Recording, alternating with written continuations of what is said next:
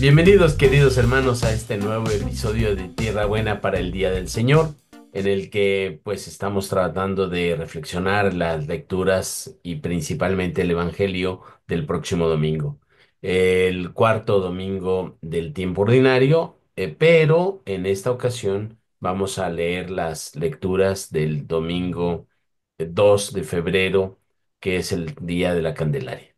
Estamos con ustedes el padre diácono Toño Tame, el padre Jaime Paredes y yo, su servidor, el padre Miguel Ángel Saloma. ¿Cómo están? Muy bien, muchas gracias, Saludos. Miguel.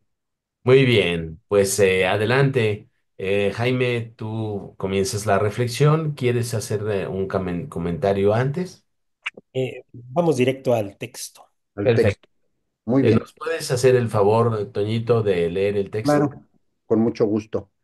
Eh, del Santo Evangelio según San Lucas. Transcurrido el tiempo de la purificación de María, según la ley de Moisés, ella y José llevaron al niño a Jerusalén para presentarlo al Señor, de acuerdo con lo escrito en la ley. Todo primogénito varón será consagrado al Señor, y también para ofrecer, como dice la ley, un par de tórtolas o dos pichones. Vivía en Jerusalén un hombre llamado Simeón, varón justo y temeroso de Dios, que aguardaba el consuelo de Israel. En él moraba el Espíritu Santo, el cual le había revelado que no moriría sin haber visto antes al Mesías del Señor. Movido por el Espíritu, fue al templo, y cuando José y María entraban con el niño Jesús para cumplir con lo prescrito por la ley, Simeón lo tomó en brazos y bendijo a Dios diciendo: Señor, ya puedes dejar morir en paz a tu siervo, según lo que me habías prometido, porque mis ojos han visto a tu Salvador, al que has preparado para bien de todos los pueblos, luz que alumbra las naciones y gloria de tu pueblo Israel. El padre y la madre del niño estaban admirados de semejantes palabras. Simeón los bendijo y a María, la madre de Jesús, le anunció: Este niño ha sido puesto para ruina y resurgimiento de muchos en Israel, como signo que provocará contradicción, para que queden al descubierto los pensamientos de todos los corazones. Y a ti una espada te atravesará el alma. Había también una profetisa, Ana, hija de Fanuel, de la tribu de Aser. Era una mujer muy anciana. De joven había vivido 7 años casada y tenía ya 84 años de edad. No se apartaba del templo ni de día ni de noche, sirviendo a Dios con ayunos y oraciones. Ana se acercó en aquel momento, dando gracias a Dios y hablando del niño a todos los que aguardaban la liberación de Israel. Y cuando cumplieron todo lo que prescribía la ley del Señor, se volvieron a Galilea, a su ciudad de Nazaret. El niño iba creciendo y fortaleciéndose, se llenaba de sabiduría y la gracia de Dios estaba con él. Muy bien, muy bien. Jaime, Bien, eh, pues este texto todavía forma parte de los textos de la infancia de Jesús. Son los dos primeros capítulos de Lucas. Y bueno, retomamos a 40 días ya de haber vivido la Navidad. Ahora retomamos este pasaje que tiene todos los tintes que se irán tocando en el Evangelio, todos los aspectos, todos los puntos, y que, bueno, de aquí, de una manera esquemática, una manera más compacta, lo expresa en este texto. Voy a hablar de algunos puntos así generales de este texto que puedan enmarcar pues todo lo que vamos viviendo ya en este ciclo donde estamos escuchando este evangelio. Eh, el primer ámbito o el primer escenario que se nos describe en este evangelio es precisamente la Sagrada Familia que va cumpliendo la ley. Religiosos son todos religiosos, el ámbito es religioso, eh, tiene este carácter todavía del Antiguo Testamento, la ley, eh, suben al templo, van a cumplir la ley, el consagrar al primogénito, ¿sí? Habla de toda esta tradición que sin lugar a duda marca al pueblo de Israel, una tradición de la consagración al Señor, para ofrecer, como dice la ley, también un par de tórtolas o dos pichones. Creo que esto era en caso de que la familia fuera pobre, se tenían estas opciones. Y pasa a otro escenario. El escenario entonces es un escenario religioso, un escenario eh, religioso, la ley, está el templo, están estas tradiciones, y entonces aparece el anciano Simeón, que es toda una figura del pueblo de Israel que espera. Varón justo, esta frase también nos es familiar, varón justo, se le aplica a José, se le aplica a todos los que esperan a la presencia de Dios, la intervención salvadora de Dios, y temeroso de Dios que aguardaba el consuelo de Israel. Todos estos puntos nos hablan pues del pueblo de Israel, sí, con la ley, sí, viviendo la ley, apegados a la ley porque es una ley santa, es la palabra de Dios, y también con una expectativa, con una esperanza, la expectativa de aguardar el consuelo de Israel, y este consuelo solo era de Dios, venía de Dios. Aguardaban el consuelo de Israel, en él moraba el Espíritu Santo. Ya aquí Lucas pone este detalle de la presencia del Espíritu Santo que va a estar en todo su evangelio, eh, delineándolo, el cual le había revelado que no moriría sin haber visto antes al Mesías del Señor. Ver al Mesías, ver al Salvador, ver la salvación en el Antiguo Testamento significaba pues ver las acciones que Dios hacía para salvar a su pueblo.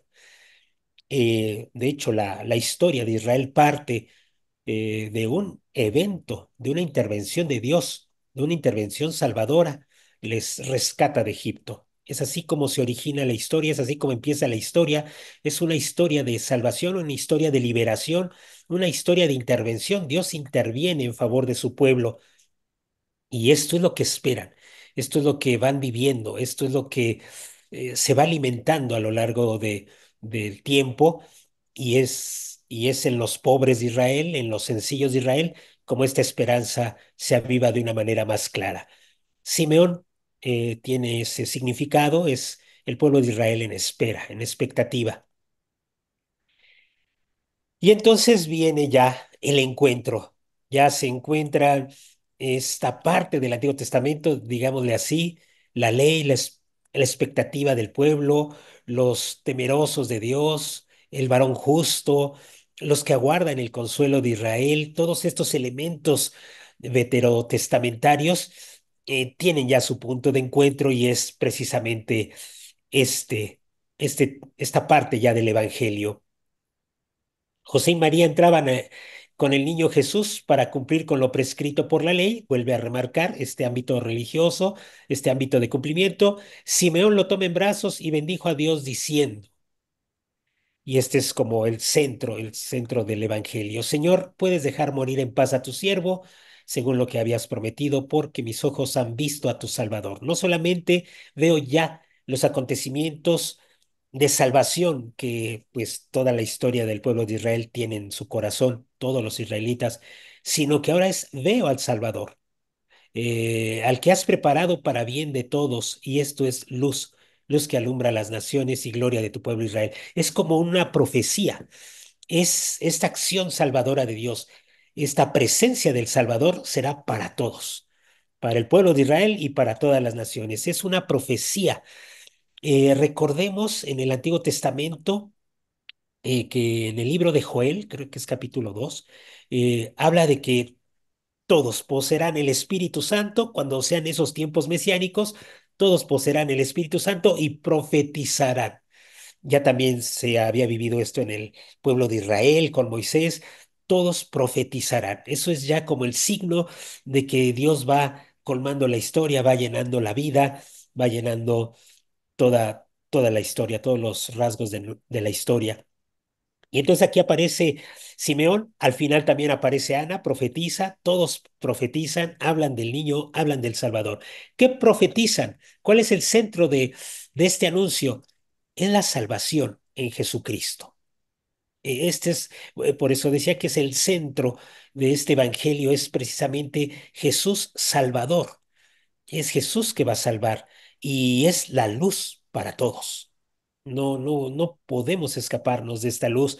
Es Jesús que con su presencia que perdona nuestros pecados, eh, nos hace entrar en esta nueva alianza, en este Nuevo Testamento, en la experiencia de reconciliación, de salvación.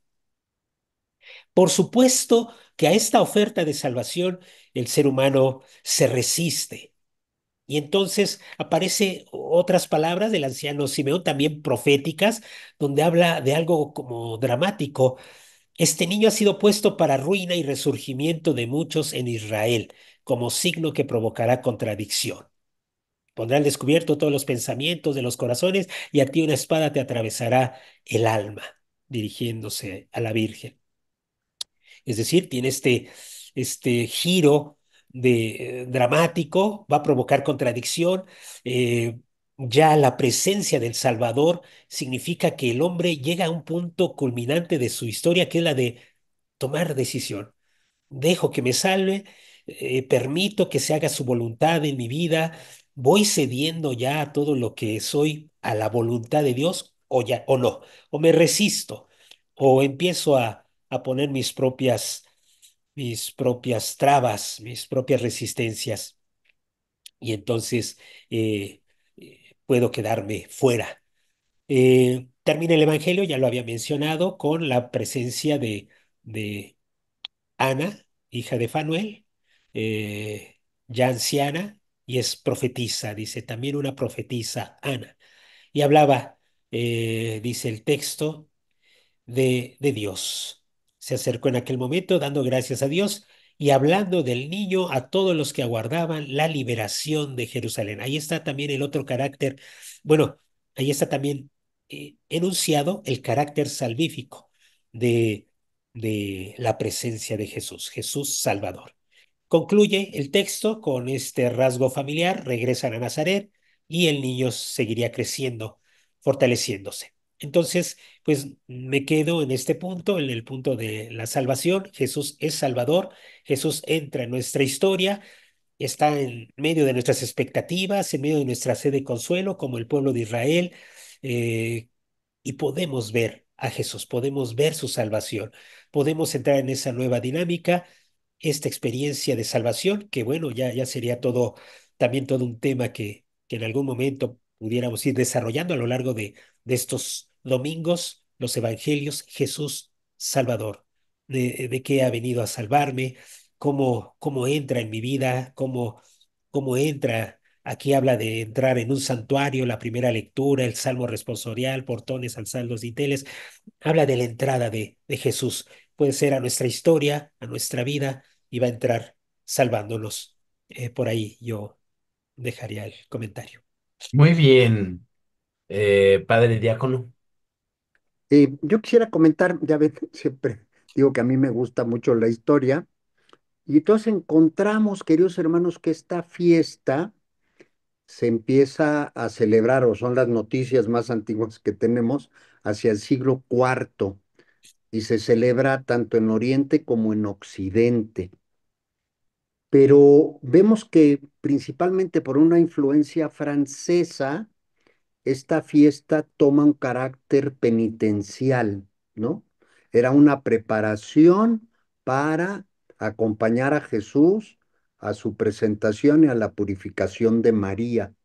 Y entonces esa procesión iniciaba fuera del templo, se bendecían las velas que representan a Jesús y que iluminaban el caminar de las personas para entrar ya a la iglesia y tener el encuentro con Dios, ¿no? Entonces de ahí sale la bendición de las velas y por qué le llaman algunos de la Candelaria, ¿no? Indudablemente que acostumbramos comer tamales y atole, pues ese ya, como digo yo, es un invento netamente mexicano Y bueno, pues ya saben que nos gusta celebrar todo y cómo lo celebramos, pues con comida. Yo quisiera del evangelio que acabamos de escuchar referirme a la figura de Ana, ¿no? Ana representa a esas mujeres mayores, mayores, que yo creo que también pueden representar a estos varones mayores, que uno pareciese, o a uno le pareciese que pues ya cómo pueden servir a Dios, ¿no? ¿Cómo pueden hacer? No van a ir a proclamar el evangelio, ya no pueden a lo mejor por su condición hacer obras de caridad o ir a asistir a las personas o quizá ser catequistas, aunque algunas a esa edad todavía lo son, pero yo me quiero referir a cómo el texto nos dice muy claro, sirve a Dios con ayunos y oraciones, ¿no? Con eso se sirve a Dios, ¿no? Y entonces este es el llamado que yo digo que tenemos para constantemente tener claro que ayunando y haciendo oración servimos a Dios. ¿Por qué? Porque es nuestra oración sube al cielo y permite que después baje con gracias a todos. Y el ayuno es un sacrificio que es directo mío, que también agrada a Dios y también nos da muchos dones. Entonces yo creo que, por un lado, y aquí tomo lo que ha dicho el Papa Francisco, cuidemos a nuestros ancianos. No me da temor decir esa palabra. Hoy a lo mejor políticamente no es correcta, pero pues esa es la definición, nada más no tiene nada de malo. Cuidemos a nuestros ancianos. Uno podría pensar que poco pueden hacer, pero los ancianos orando y ayunando están sirviendo a Dios. Yo ahí quisiera mi primer comentario. Muy bien, muy bien. Pues yo quisiera retomar el punto de la presentación. ¿De dónde viene esta ley de Israel de presentar a los niños y ofrecer sacrificios? Primero que nada era de los primogénitos. El primogénito en en la edad antigua, los primogénitos que tenían que ser ofrecidos a Dios, las primeras cosechas, la primera camada de los animales y por supuesto que había tribus que no eran pues muy civilizadas, pero que ofrecían a los dioses al primer hijo. Ujú. Esto lo vemos mucho representado en el pueblo de Israel con el sacrificio de Isaac. Isaac lo toma Abraham y lo lleva al monte Moriah. Esto es muy importante porque el monte Moriah va a ser después el lugar del templo de los judíos. En Jerusalén, Sión es un monte y el monte Moriah es muy cercano, un poco más pequeño que el monte Sión y entonces es el monte en donde se construye el santuario. El santuario lo va a construir primero Salomón y ya luego de la destrucción del templo por manos de los babilonios, hay intentos de reconstrucción, pero finalmente llega Herodes el Grande y reconstruye el templo de Jerusalén. Este templo está en la piedra en donde Abraham iba a sacrificar a Isaac. ¿Por qué lo iba a sacrificar? Porque era la costumbre. Que Dios le dice a Abraham, toma a Isaac y llévalo a sacrificar. Y hay una intervención divina que detiene la mano de Abraham antes de clavarle el cuchillo a Isaac, antes de sacrificarlo, y luego el ángel, la intervención de Dios, le señala un animal, un cordero, y entonces sacrifican al cordero en vez de Isaac, de a Isaac. Es decir, hay una sustitución de los sacrificios humanos que antes eran muy comunes en los pueblos antiguos, eh, los pueblos que pues verdaderamente eran salidos de las cavernas, que ofrecían a los dioses para que los dioses los vieran bien.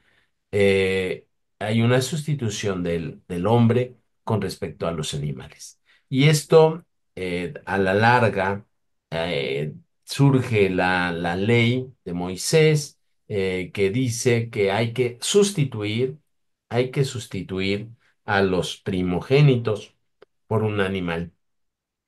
Esto que representaba el agradecimiento de los hombres, de los seres humanos, a Dios por haberle dado la vida a un primogénito y haber le dado la capacidad de conservar la vida. Ujú. Es decir, las dos tórtolas o los dos pichones, como ya nos aclaraba el padre Jaime, era la ofrenda de los pobres, porque los ricos ofrecían, pues, corderos, ofrecían ganado muy grande, hasta vacas y toros se podían ofrecer en el templo, por el intercambio, el cambalache que se hacía de los primogénitos para conservarlos. ¿M? Y esto es muy importante porque en las escrituras vemos la evolución de los sacrificios humanos a los sacrificios de los animales. Y la evolución que nosotros tenemos en el cristianismo del sacrificio del Hijo de Dios. Y luego la evolución más adelante de la Eucaristía.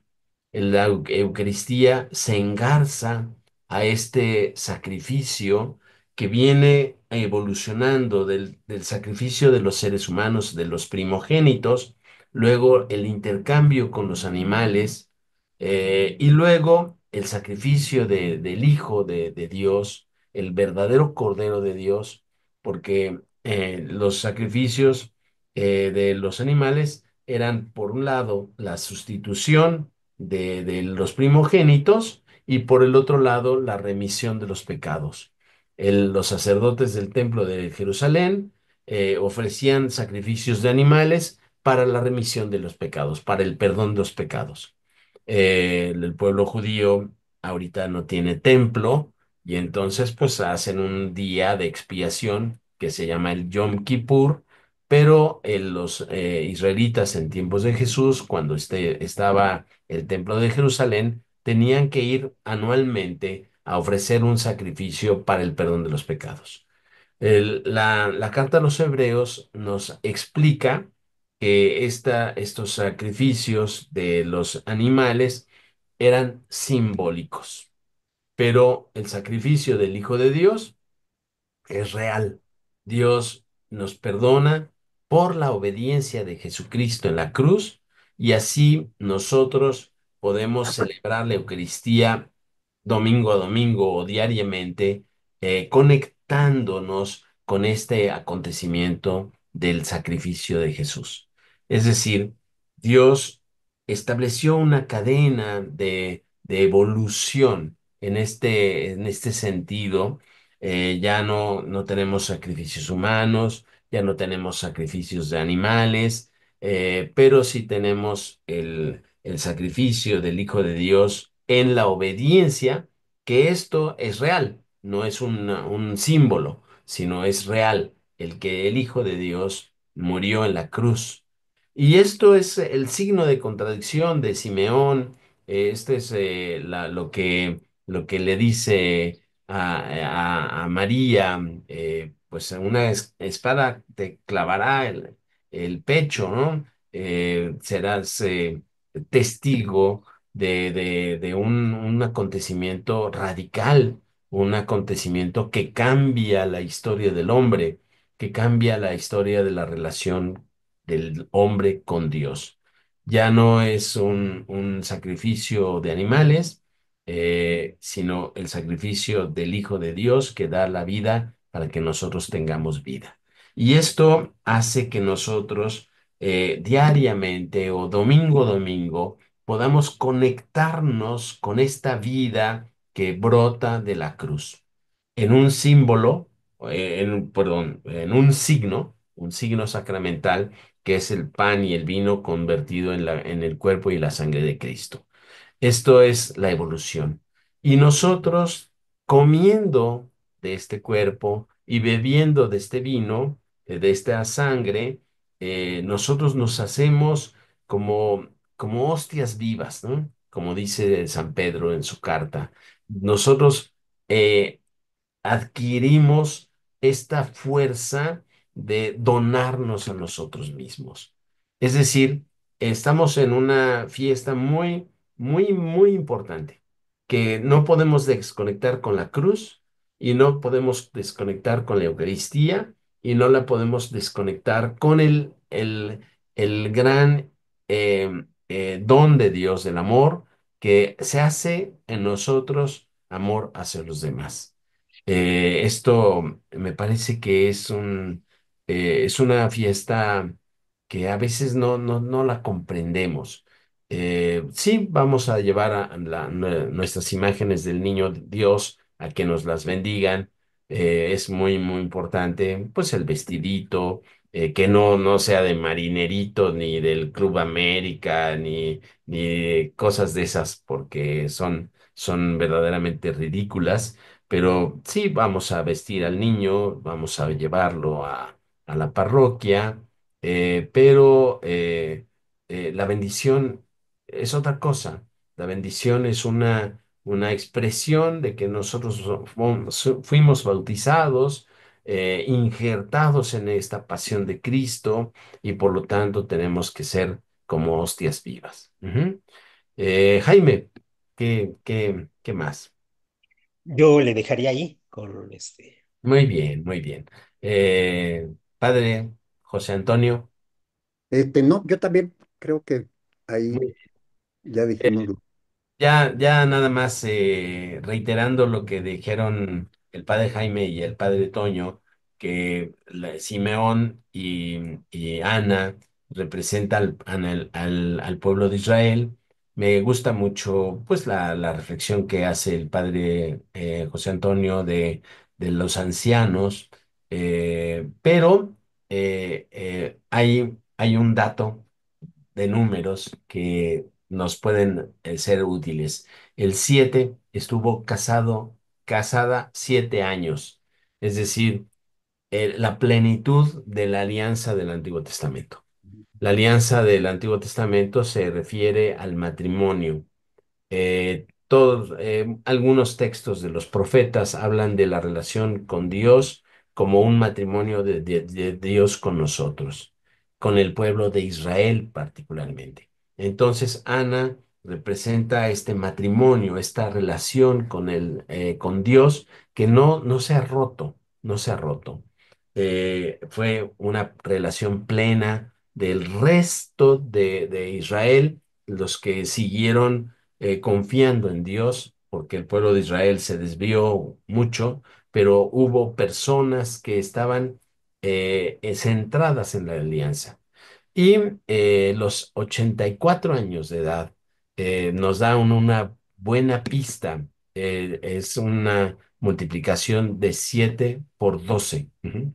Estos 7 de plenitud por las 12 tribus de Israel dan como resultado el número 84.